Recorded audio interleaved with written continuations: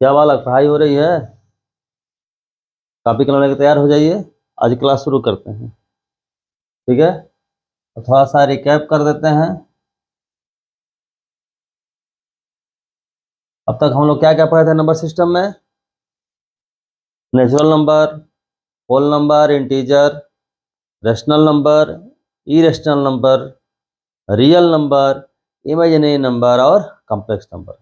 जितने भी नंबर हैं सबके सब कॉम्प्लेक्स नंबर के अंदर आ जाएंगे। ठीक है, तो इसमें हम लोग पढ़े थे क्लोजर लॉ। क्या पढ़े थे? क्लोजर लॉ, जिसको हिंदी में बोलते हैं समवर्क नियम। उसमें बेटा क्या था आपका, जैसे दो नेचुरल नंबर है तो दो नेचुरल नंबर का सम करेंगे तो नेचुरल नंबर होगा, दो नेचुरल नंबर का प्रोडक्ट करेंगे तो भी नेचुरल नंबर होगा। देखिए, दो नेचुरल नंबर का डिफरेंस नेचुरल नहीं होगा, जरूरी नहीं है। दो नेचुरल का डिवीजन नेचुरल होगा, ये जरूरी नहीं है, ऑलवेज ट्रू नहीं है। ऑलवेज ट्रू क्या है कि दो नेचुरल का एडिशन हमेशा नेचुरल होगा, दो नेचुरल का मल्टीप्लिकेशन यानी प्रोडक्ट हमेशा नेचुरल होगा। इसी को बोलते हैं आपका क्लोजर लॉ। यानी क्लोजर लॉ कहने का मतलब ये है आपका कि जैसे दो एलिमेंट, जैसे मान लीजिए कोई आपका सेट है, उस सेट का दो एलिमेंट हमने उठाया, यानी ये कोई सेट है, उससे दो एलिमेंट हमने लिया, कोई भी दो एलिमेंट, और उन दोनों एलिमेंट पर हमने कोई ऑपरेशन भी अप्लाई किया। ऑपरेशन कहने का मतलब ये हुआ कि जैसे एडिशन हुआ, सब्ट्रैक्शन हुआ, मल्टीप्लिकेशन हुआ और डिवीजन हुआ। ये 4 फंडामेंटल बाइनरी ऑपरेशन है, जिसके बारे में जानते हैं आपका। या ओ कहने का मतलब ये हुआ कि इन चारों ऑपरेशन कोई ऑपरेशन हो सकता है, इसके अलावा भी ऑपरेशन होता है जो आप आगे आप लोग पढ़ेंगे। ठीक है, तो ए ओ बी, ए और बी के बीच ऑपरेशन हमने किया, एक नया एक एलिमेंट मिलेगा। ठीक है, तो वह नया एलिमेंट जो है उसी सेट से बिलोंग करना चाहिए। मतलब ये हुआ कि जिस परिवार से ए और बी को लिया गया, जो तीसरा एलिमेंट मिला दोनों के बीच ऑपरेशन के बाद, वो भी उसी परिवार का होना चाहिए। हम बोलेंगे आपका क्लोजर प्रॉपर्टी होल्ड। ठीक है, तो क्या कहेंगे कि closure law hold for operation O on set A. अरे बात ध्यान से सुनिए, या बोलेंगे आपका the set A is closed for operation O, या ऐसे बोलेंगे कि O is defined on A. Simple way में कि O is defined on A, जैसे हम यहाँ बोले कि addition is defined on the set of natural number. Natural number के सेट पर एडिशन डिफाइन होता है। इसका मीनिंग क्या हुआ कि दो नेचुरल का अगर सम करेंगे तो वह भी नेचुरल होगा। मल्टीप्लिकेशन भी डिफाइन होता है, लेकिन सब्ट्रैक्शन नेचुरल नंबर डिफाइन नहीं होता है। सब्ट्रैक्शन किस पर डिफाइन होता है? तो सब्ट्रैक्शन आपका इंटीजर पर डिफाइन होता है।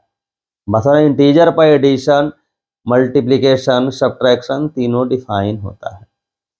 तो क्लोजर लॉ का मतलब समझ गए आप?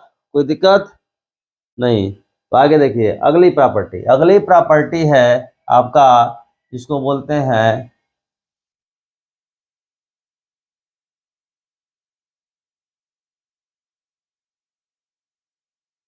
कॉम्यूटेटिव लॉ, जिसको हिंदी में बोलते हैं क्रम विनिमय नियम। ठीक है, मन वह ऑपरेशन जिसमें क्रम का विनिमय कर सके, एक्सचेंज कर सके, यानी ऑर्डर हम चेंज कर सकें। जैसे कहने का मतलब ये है कि for A B belong to A, A O B is equal to B O A. यदि A O B is equal to B O A है तो बोलेंगे कम्यूटेटिव लॉ होल्ड और operation O on the set A. देखा जाए कि किसके लिए होल्ड करता है एडिशन, सब्ट्रैक्शन, मल्टीप्लिकेशन, डिवीजन में, तो देखो जरा सा 2 + 3 अगर करें तो ये इक्वल होगा 3 + 2 का। मतलब 2 + 3 करें या 3 + 2 करें, आंसर क्या आएगा? 5 ही आएगा। ऐसे ही आपका 2 × 3 करें या 3 × 2 करें तो आंसर क्या आएगा? 6 ही आएगा। मतलब ये देख रहे हैं कि एडिशन और मल्टीप्लिकेशन के केस में हम आर्डर अगर चेंज कर दें तो कोई फर्क नहीं पड़ता है। हम क्या बोलेंगे कि commutative law hold for addition, commutative law hold for multiplication. किस सेट पर? तो जितना सेट पढ़े हैं सब पर, यानी आपका natural number, whole number, integer, rational, irrational, real, imaginary, ठीक है, कॉम्प्लेक्स, सब पर आपका होल्ड करता है कम्यूटेटिव लॉ। किसके लिए? एडिशन के लिए, मल्टीप्लिकेशन के लिए। लेकिन सब्ट्रैक्शन के लिए और आपका ये डिवीजन के लिए कम्यूटेटिव लॉ होल्ड नहीं करता है। ठीक है, अब नेक्स्ट रूल क्या है उसको देखिए। हाँ देखा बेटा, एसोसिएटिव लॉ। एसोसिएटिव लॉ जिसको हिंदी में बोलते हैं क्या? साहचर्य नियम। इसका मीनिंग समझे कि for A B C belong to A O B O C is equal to A O B O C. ठीक है, मतलब हम ये कह रहे हैं, ऐसे लिखने से कोई मतलब नहीं है। ये हम बोल रहे हैं कि हम बोले थे कि आपका बाइनरी ऑपरेशन हमने बोला था। बाइनरी ऑपरेशन किसको बोलते हैं? जो दो पर आधारित हो, द्वि आधारित संक्रिया, मतलब दो एलिमेंट के बीच में ही ऑपरेशन हम होल्ड करा सकते हैं।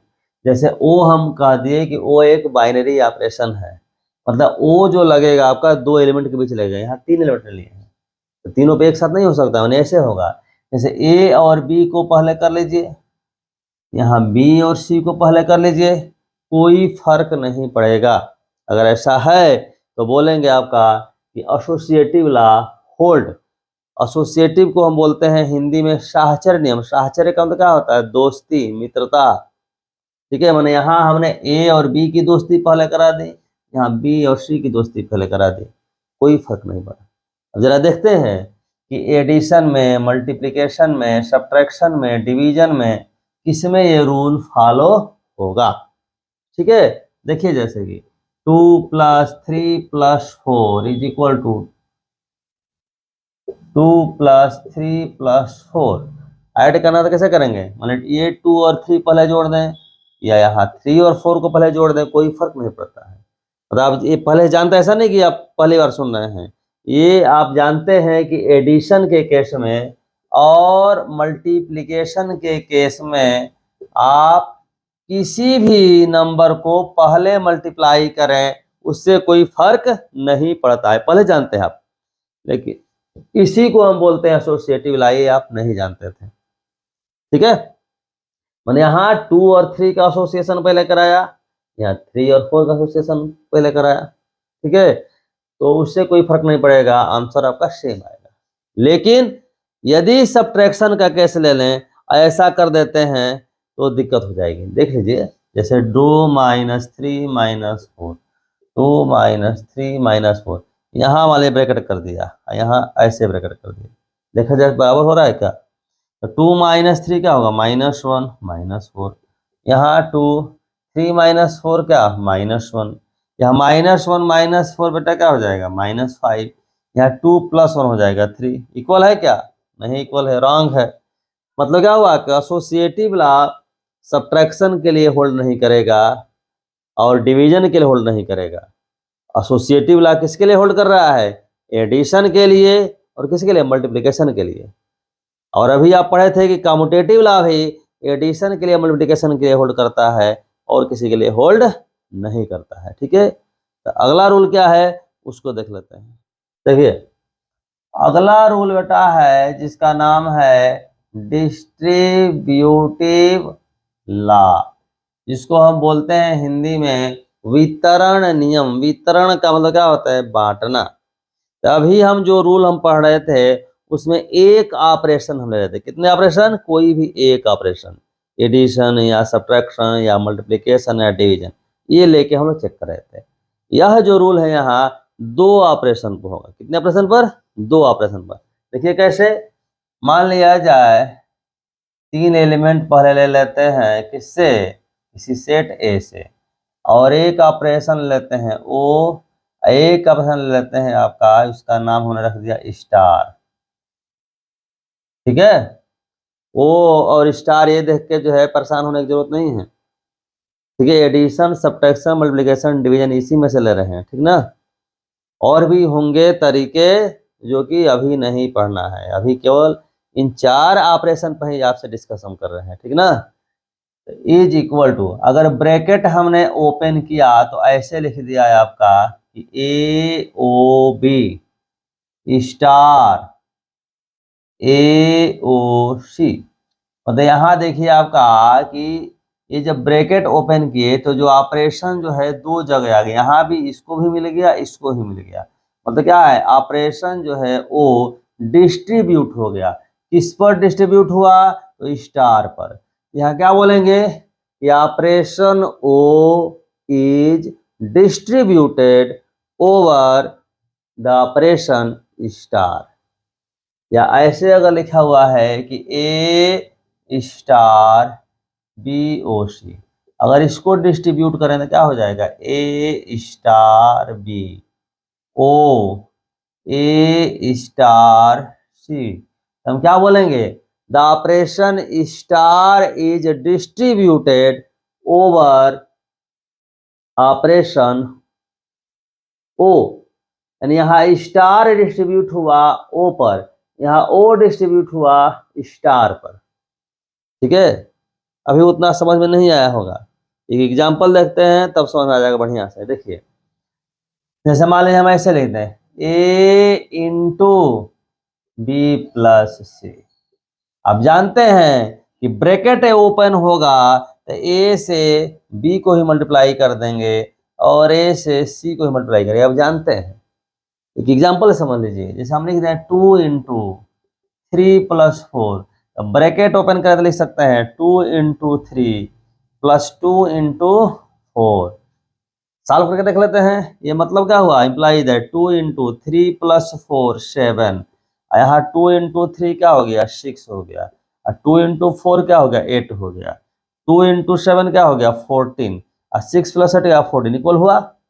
मतलब यहाँ क्या हुआ, क्या बोलेंगे कि multiplication is distributed over addition. अब देखिए जैसा मल्टीप्लीकेशन है, अगर ये सब्ट्रैक्शन अगर ले लेते हैं तो यहाँ भी यह डिस्ट्रीब्यूट होता है। मतलब multiplication is also distributed over क्या, सब्ट्रैक्शन। लेकिन क्या आपसे पूछा जाए कि क्या एडिशन मल्टीप्लीकेशन पर डिस्ट्रीब्यूट होगा, चेक कर लेते हैं। जैसे मान लीजिए ऐसे लिख दिया जाए 2 प्लस 3 इंटू 4, तो अगर एडिशन इस पर डिस्ट्रीब्यूट होगा तो ऐसे होगा 2 प्लस 3 इंटू, यानी प्लस जो है इसको ही मिला इसको ही मिला 2 प्लस 4। तो क्या ये ट्रू है, देखते हैं।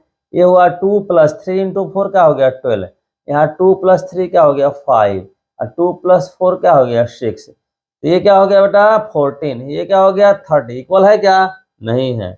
मतलब क्या हुआ कि addition is not distributed over multiplication. ठीक है, मेरे ख्याल से आप लोग को डिस्ट्रीब्यूटिव लॉ समझ में आ गया होगा। ठीक है, अब आगे क्या है इसको समझते हैं। देखिए आगे है बेटा existence of identity element. Existence of identity element, ये क्या है समझिए। ठीक है, मान लीजिए कोई सेट ए है, इसमें कोई एलिमेंट ई बिलोंग करता है। अब यह एलिमेंट इस तरीके से बिलोंग करता है बेटा कि for every A belongs to A, मतलब ए के सारे एलिमेंट के लिए, ए के सारे एलिमेंट के लिए A O E is equal to A is equal to E O A. यानी ई एक ऐसा एलिमेंट है जिसको ए के साथ ऑपरेट किया जाए तो वैल्यू में कोई चेंजिंग नहीं आएगी। ठीक है, ए ओ ई करें या ई ओ ए करें, दोनों साइड यानी ऑर्डर चेंज करें, यानी कम्यूटेटिव ला होल्ड करा के कोई फर्क नहीं पड़ा। फॉर एग्जांपल देखिए, जैसे ऑपरेशन हमने यहाँ लिया है ओ, अगर ऑपरेशन हमने ले लिया आपका एडिशन, जरा सोच के बताइए कि कौन ऐसा नंबर है जिसको किसी नंबर में ऐड करें तो वैल्यू में कोई चेंजिंग नहीं आती है। कौन सा नंबर है सोचिए, ए कोई नंबर है, इसमें क्या जोड़ें कि ए ही आए, तुरंत बता देंगे आप। क्या जोड़ें, जीरो जोड़ें। ए प्लस जीरो करेंगे तो क्या होगा, ए होगा। जीरो प्लस ए करेंगे तो क्या होगा, ए ही होगा। बात समझ रहे हैं, ठीक है। तो क्या हुआ आपका, जीरो को बोलेंगे कि एडिटिव आइडेंटिटी। क्या बोलेंगे, एडिटिव आइडेंटिटी। क्लियर है, कोई दिक्कत नहीं। ऐसे ही कहा जाए कि मल्टीप्लिकेटिव आइडेंटिटी, तो ए में किससे मल्टीप्लाई करें कि फर्क ना पड़े, तो 1 से। ए इंटू 1 करेंगे तो ए होगा, या 1 इंटू ए करेंगे तब भी आपका ए ही होगा, ठीक है। दूसरी बात, जैसे मान लीजिए आप कह सकते थे कि ए माइनस जीरो करने पर सर ए आ जा रहा है, तो जीरो को सबट्रैक्टिव आइडेंटिटी क्यों नहीं बोला। भाई तुम्हारी बात सही है, ए माइनस जीरो जीरो आ रहा है, ए आ रहा है, लेकिन जीरो माइनस ए कर दें तो माइनस ए हो जाएगा ना, तो दोनों इक्वल नहीं ना होगा, दोनों साइड से होना चाहिए, ठीक है। इसलिए जीरो को हम बोलेंगे एडिटिव आइडेंटिटी, सबट्रैक्टिव नहीं बोल सकते, ठीक है। उसी तरीके से 1 को बोलेंगे मल्टीप्लिकेटिव आइडेंटिटी, है ना, मल्टीप्लिकेटिव आइडेंटिटी, डिवीजन नहीं बोल सकते। समझे बात को, कोई दिक्कत है। तो एडिटिव आइडेंटिटी, मल्टीप्लिकेटिव आइडेंटिटी क्या होता है, बात समझ में आ गई। अब एक बात ध्यान दीजिएगा, इंपॉर्टेंट बात, कि आइडेंटिटी एलिमेंट जो होगा आपका पूरे सेट का एक ही होगा। जैसे हम कहे कि जीरो इज एडिटिव आइडेंटिटी, तो जीरो एडिटिव आइडेंटिटी, जीरो के अलावा और कोई एडिटिव आइडेंटिटी नहीं होने वाला है, जीरो ही है, एक ही कोई एलिमेंट होगा। मल्टीप्लिकेटिव आइडेंटिटी क्या होगा, तो 1 होगा, या कोई भी सेट लिया जाए। जरा सोचिए, मान लीजिए कहा है कि नेचुरल नंबर का सेट हम ले लेते हैं, नेचुरल नंबर के सेट में कौन सी आइडेंटिटी है, तो मल्टीप्लिकेटिव आइडेंटिटी 1 है, लेकिन एडिटिव आइडेंटिटी 0 नहीं है। समझ गए। तो अब आगे देखें एग्जिस्टेंस ऑफ इनवर्स, क्या है, इनवर्स, ठीक है। समझिए, जैसे ए कोई एलिमेंट है और वो ऑपरेशन है, तो बी कोई ऐसा एलिमेंट एग्जिस्ट करे कि A O B is equal to E आ जाए, is equal to B O A आ जाए। ई क्या है, अभी भी पढ़े हैं, आइडेंटिटी एलिमेंट। क्या है, आइडेंटिटी एलिमेंट। तो ए कोई एलिमेंट हमने लिया, तो बी कोई ऐसा एलिमेंट ढूंढा गया कि ए ओ बी करने पर ई आ गया, बी ओ ए करने पर भी ई आ गया, तो बी को हम बोलेंगे कि बी क्या है, ए इनवर्स है। इनवर्स लिखने का तरीका आपका ये है ऐसे, और ए को क्या बोलेंगे, ए बी इनवर्स है, तो दोनों एक दूसरे के इनवर्स कहलाएंगे। अभी जरा एग्जांपल समझिए, अगर हम लेते हैं ऑपरेशन एडिशन, क्या लेते हैं, एडिशन, ठीक है। तो अगर मान लीजिए यहां ले लें 2, तो आपसे पूछे कि 2 में क्या ऐड करें, 2 में हम क्या ऐड करें कि एडिटिव आइडेंटिटी यानी 0 आ जाए, तो 2 में क्या ऐड करेंगे, -2, या ऐसे कहें -2 में क्या 2, तो क्या बोलेंगे कि 2 का एडिटिव इनवर्स क्या है, बोलेंगे -2 है। -2 का एडिटिव इनवर्स क्या है, तो 2 है। यानी क्या देख रहे हैं कि किसी भी नंबर का एडिटिव इनवर्स चाहिए, उसका नेगेटिव कर दीजिए, अगर प्लस में है तो माइनस में आ जाएगा, माइनस में है तो प्लस में आ जाएगा। बात समझ रहे हैं, कोई दिक्कत। जैसे हम बोल रहे हैं कि -2/3 है, इसका एडिटिव इनवर्स बताइए, तो क्या बोलेंगे, 2/3 बोलेंगे, केवल साइन चेंज कर दीजिए, ठीक है। उसी तरीके से मल्टीप्लिकेटिव इनवर्स देख लीजिए, जैसे 2/3 है, इसमें किससे मल्टीप्लाई करें कि मल्टीप्लिकेटिव आइडेंटिटी आ जाए, यानी 1 आ जाए, तो किससे मल्टीप्लाई करें, 3/2 से, तो 1 आ जाएगा कट के। अगर -2/3 है तो किससे मल्टीप्लाई करें, तो क्या बोलेंगे, 3/-2 बोलेंगे, है ना। मल्टीप्लिकेटिव आइडेंटिटी में आप देख रहे हैं कि साइन नहीं चेंज होगा, केवल रेसिप्रोकल हो जाएगा, क्या हो जाएगा, रेसिप्रोकल। हम कह देंगे ए है, ए का मल्टीप्लिकेटिव एंटिटी बताइए तो क्या बोलेंगे आप? 1/a बोलेंगे, क्योंकि मल्टीप्लाई करने पर आपका 1 आ जाता है। समझ गए बात को? तो आपका इनवर्स जो है, समझ गए, कोई दिक्कत नहीं है, ठीक ना। अब एक छोटा सा आप लोग से हमने क्वेश्चन पूछा था, उस पर थोड़ा डिस्कस कर लेते हैं, ठीक ना। देखो बेटा, हम लोग ये किए थे कि 1 to the power 0 is equal to 1 to the power 1 implies that 0 is equal to 1, ठीक है। बेस अगर इक्वल है तो पावर इक्वल हमने कर दिया, तो 0 इज इक्वल 1 ऐसा कर रहे थे, बात गलत हो जा रही है।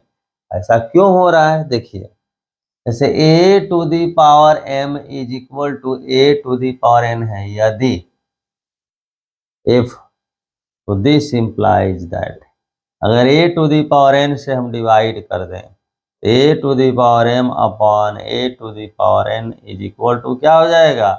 1 हो जाएगा। बता रहे हैं, यानी क्या ले सकते हैं? a to the power m minus n is equal to 1। कौन समझ रहा है ना? a to the power n से ऐसे समझ लीजिए, a to the power n upon a to the power n, ये कट गया तो 1 आ गया। दोनों साइड अगर log ले लें तो क्या होगा? log a to the power m minus n is equal to log 1, ठीक है। तो m minus n into log a is equal to 0। यहाँ तक समझ रहे हैं, कोई दिक्कत नहीं।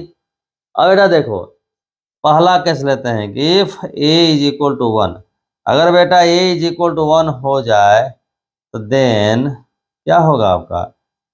log a क्या हो जाएगा? log 1 होगा, जो कि 0 हो जाएगा।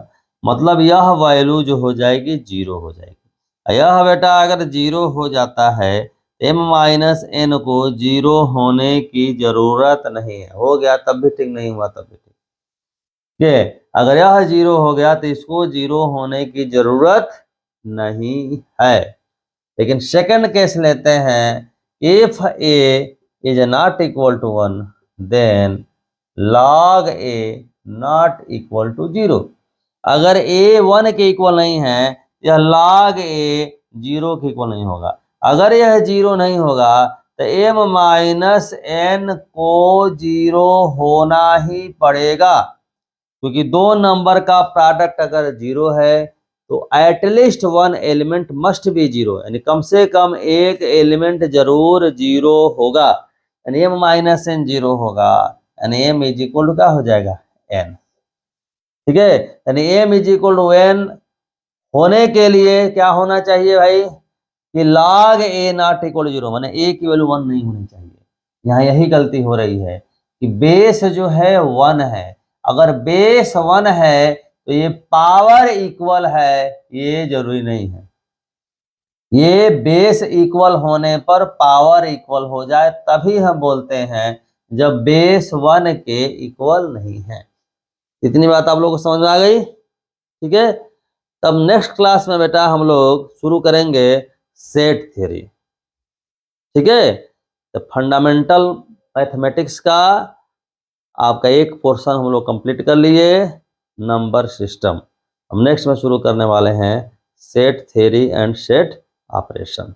तब तक के लिए धन्यवाद।